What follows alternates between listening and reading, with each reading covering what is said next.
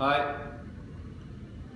This week we're going to teach you some pelvic tilting slash segmental control for your lower core, and a little bit of glute activation work as well in the form of a two-legged bridge. We can progress this onto a one-legged bridge to improve or to increase difficulty. So our starting position is lying on our back. My knees are parallel and my feet are parallel.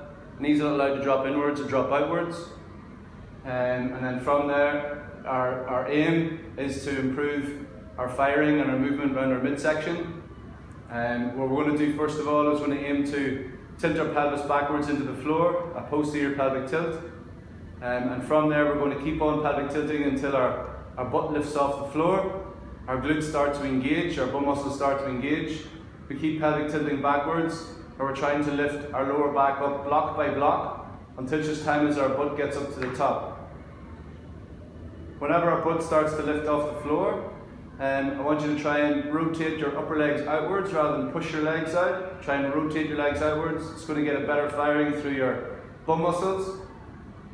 And then we slowly push to the top, keeping that pelvis and posterior pelvic tilt. Glutes will be working hard, tummy will be working hard, up to as far as we can control.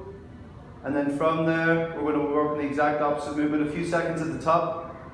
And then from there, the exact opposite movement on the back, on the way back down again. Posterior pelvic tilt. And then slowly down through the bones in our lower back. And the last thing that hits the floor is our tailbone. And to make that harder, or as we're doing the exercise in terms of our quality of movement, we're looking for a nice slow and controlled movement through our lower back and our pelvis.